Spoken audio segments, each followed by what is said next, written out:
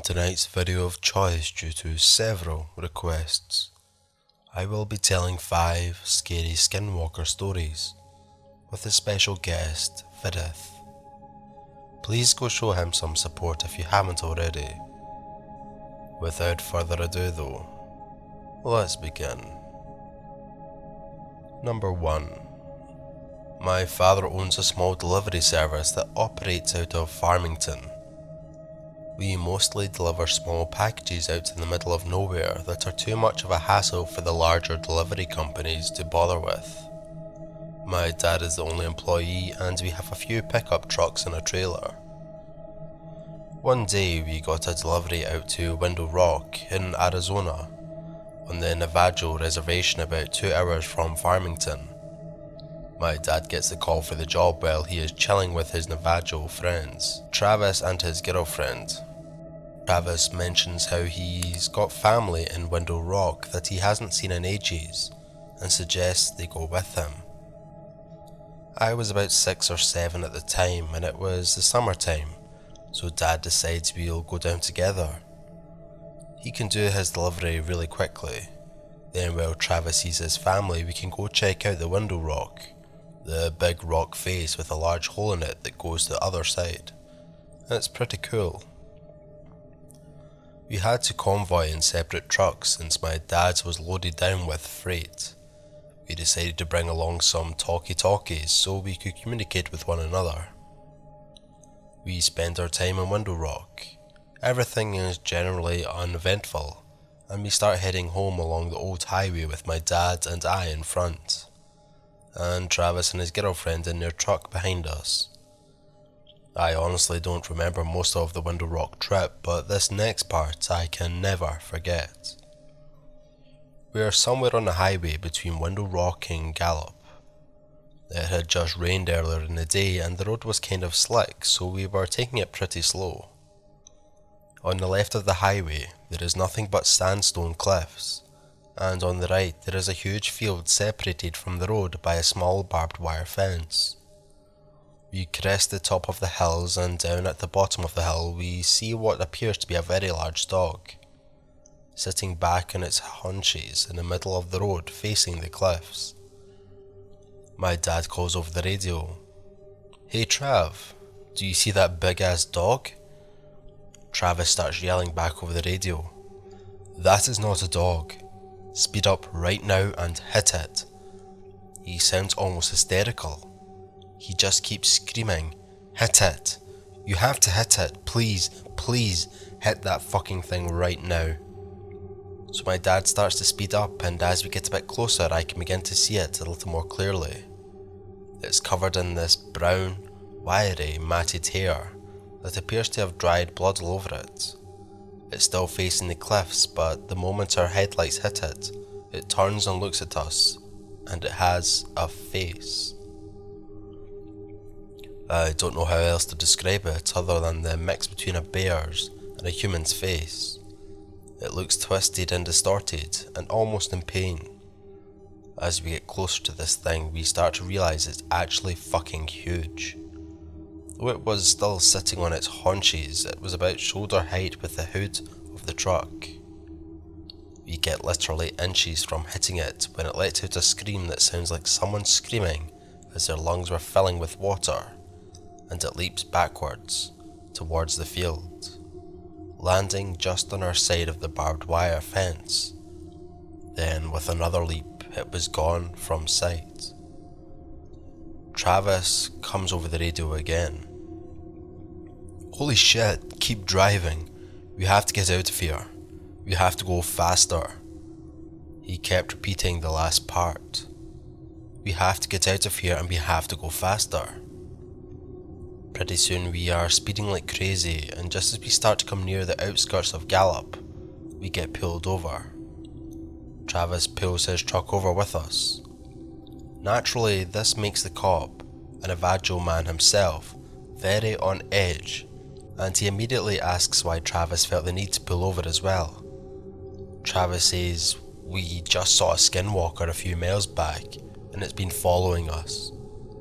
The officer immediately turns white, stammers something about a verbal warning, gets in his car and takes off. We do the same. We didn't see anything else that night, but when we got home, Travis refused to let us leave without taking some kind of Navajo totem thing that was supposed to keep it away. Number 2. This is a story my family told me when I was growing up. We live in a rural community on the Navajo reservation. My aunt and her 2 brothers were home alone while my grandparents had left for the evening to attend a chapter house meeting. They were in the house, and like many other from the reservation, they didn't have electricity. It had been dark outside for about an hour, and my aunt and my uncles were getting ready for bed. Outside, they heard noises, as if someone moving things around outside. My oldest uncle went to look out in front and saw a figure out by the truck. This was immensely out of the ordinary, because the closest neighbour was miles away. Whatever it was opened the truck door and began to dig through the personal items that my family had left in the vehicle. My aunt and uncles were frightened by the sight and knew that they should take action. They took out the rifle and all steadied themselves to hold it up. They flung open the door and aimed a gun at the dark figure. The figure turned and started to walk towards them, totally unfazed by the weapon. My uncle pulled the trigger, but nothing happened. The figure drew closer and my aunt began to smell something like a rotting corpse. It was so strong it made her gag. My uncle continued to pull the trigger with no luck, and the figure came closer and closer. Off the distance, headlights were coming up the road.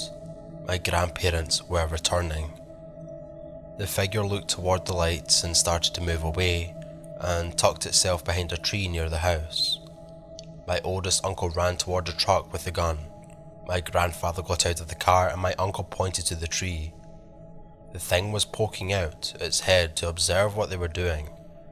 My grandfather ran into the house and over to the stove and grabbed a handful of ashes and rubbed over the gun and placed the ash-covered bullet into the chamber. He walked out onto the porch and fired toward the tree. Whatever that thing was didn't expect the gun to go off. The gunshot echoed and the dark figure began running. My grandma chased my aunt inside and my uncles and my grandfather went after it. There weren't many roads or paths, so my grandfather and uncles chased after the figure. The truck was bouncing and the headlights were not fixed on one particular spot. My uncle swears that whenever the headlights would hit the figure, he saw a woman. Not only that, whatever it was running on all fours like a bear. My grandfather eventually stopped the truck, and as they neared the ditch that drops about 20 feet, he got out and began to yell in Navajo. My uncle says that he was yelling about a local woman. He yelled that he wasn't scared and that he knew it was her and to leave his family alone. A few days passed and there was news that the woman that my grandfather was yelling about had passed. I've always been told that if you know who the Skinwalker is, say their name and it will kill them. Number 3.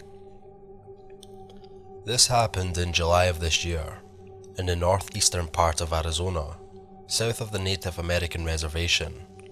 I've never had any experience with skinwalkers before, but honestly, after reading about them, I'm thoroughly convinced I saw one. There was one time I went camping with 2 of my buddies, but neither of them are real outdoorsy type. I was just kind of getting them into the whole camping hunting scene. Now, I love hiking, exploring, more like because I hate just walking a trail. You're seeing nothing new. So took the 2 friends out their ways and got 2 miles from camp when they just wanted to go back. I said fine and showed them where to go on my phone. I made them put a waypoint on the other little GPS thing I had to follow. I wanted to keep going, so I did, by myself. They wanted the pistol I had on me for safety reasons, leaving me to walk alone in the forest with water and nothing else. No big deal, I thought. I found a steep hillside with rocks all the way down when I was about 5 miles from camp and decided to go down. I followed the path at the bottom of this thing, which was at the point just a dry riverbed. I walked down and it got steeper as I went further south. When I crossed a certain point, something just felt wrong. I started trying to look around for anything, but there was a huge log across the two hillsides, and when I crouched down to crawl under it, I felt like I was being watched. I looked up to my left and saw nothing. Looked around to see if there was anything in the middle of that riverbed. Then looked up to the right. Huge black canine. Too small to be a bear, but it looked like a wolf on steroids. The dog creature and I held glances for what felt like hours, but I know it couldn't have been more than 10 seconds. Every passing moment made the feeling of dread worse. I moved towards to get the hell out of there, and when I moved, the wolf thing just booked it into the forest, further from camp. And in hindsight, this thing was moving faster than any dog I've ever seen. The walk back was eerie. It didn't feel as much as I was being watched as to just the feeling of, it will catch me eventually. And that's why I don't ever hike alone anymore. Number 4. So I'm an avid hunter, and every year in my early 20s I would spend every weekend in the woods of a national park near Oklahoma close to the Red River. I would normally trek in about 2 to 3 miles. My first encounter was about 10 years ago. I had set up along a clearing and was a good 20 feet up in a tree. As dawn was approaching, I had a large 12-point buck slowly coming into the clearing about 300 to 400 yards off. I let it come closer and took aim and shot it in the kill zone through the heart and lungs with a grain ballistic tipped round.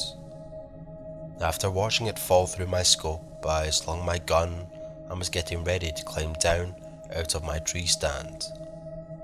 I watched this deer get up and run back into the woods on 2 legs. I had no idea what the fuck happened, but I'd heard of stories of skinwalkers in my youth from my grandmother's, who's half Native American, so I noped the fuck out of there after that. A few years later I was in the same area hunting. I had set up my stand and ladder the previous day, and around midnight hiked out to my stand so I could be ready for dawn. I got into my stand around 2 AM and was waiting patiently. After a couple of hours, around 6 AM, 30 minutes till sunup, I heard something grab a hold of my ladder. Then it sounded like something was climbing the ladder. I pointed my rifle straight down and fired. I hit something on my first shot and heard a scream, so I naturally emptied the rifle, still pointing straight down my ladder. I didn't dare look down for fear of what I had heard in the stories of locking eyes with these beasts. I pulled out my .357 and proceeded to empty the cylinder toward the sound of the movement I heard. Once that was spent, I reloaded it and continued the barrage. There was still something out there and I could hear it. I had 1 gun with ammo left and pulled out my 9mm that kept with me for self-defense. You know, just in case. I fired a few rounds towards the noise I heard, then I waited till morning. A few rounds left to my 9mm and clutching it for my dear life. When morning came, I looked out to my surroundings and climbed out of my tree. And my tree stand was a dark blackish blood, and it went off deeper into the woods.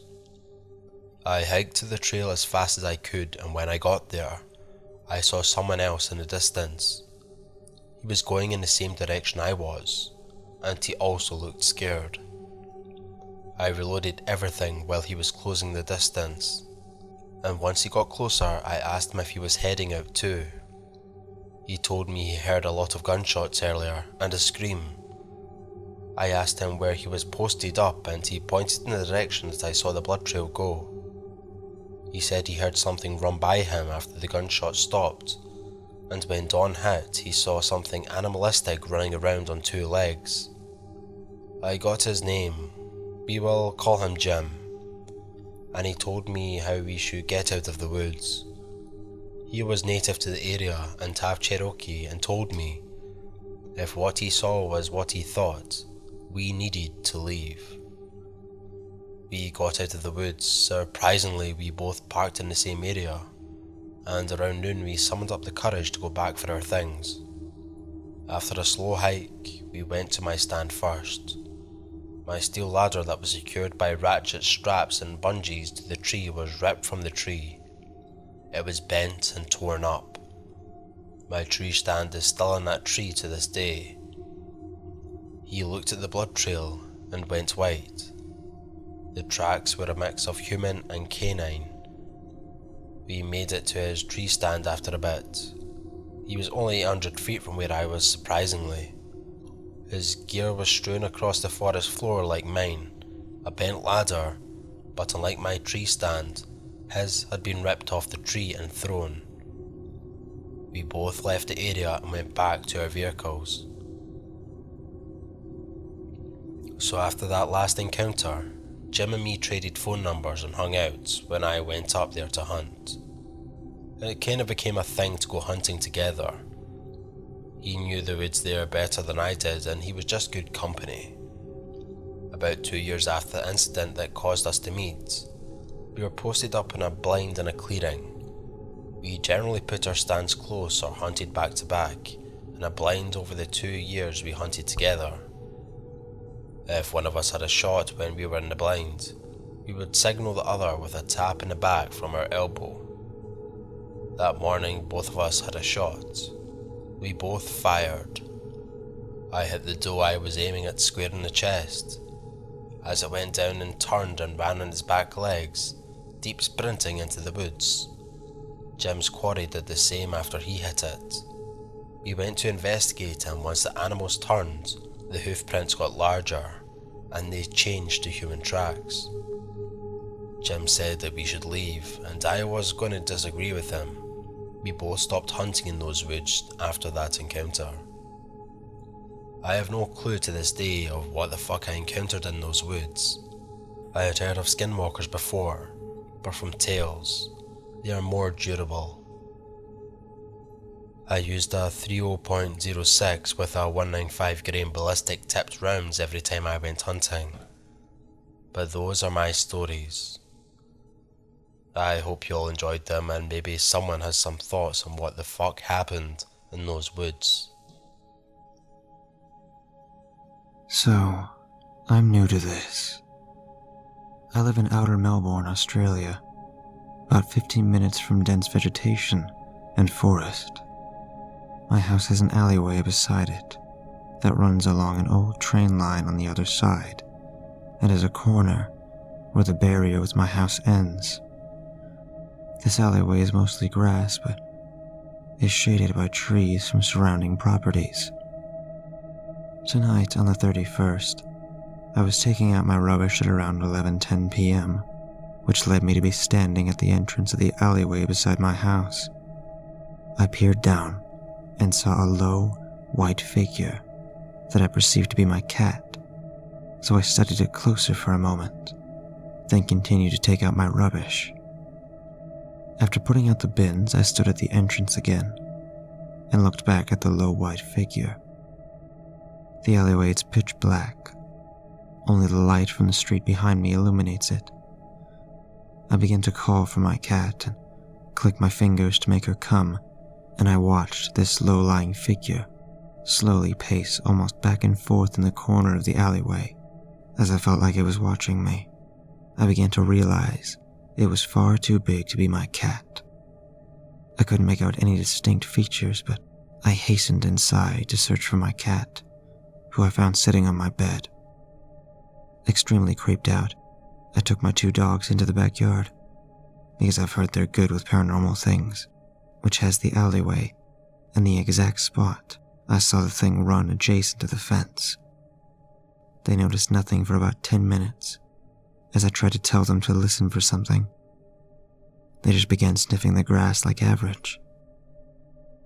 Out of nowhere, my smallest dog began barking rapidly, only to quickly stop, leaving me worryingly call his name for around a minute. Then he suddenly ran back to me.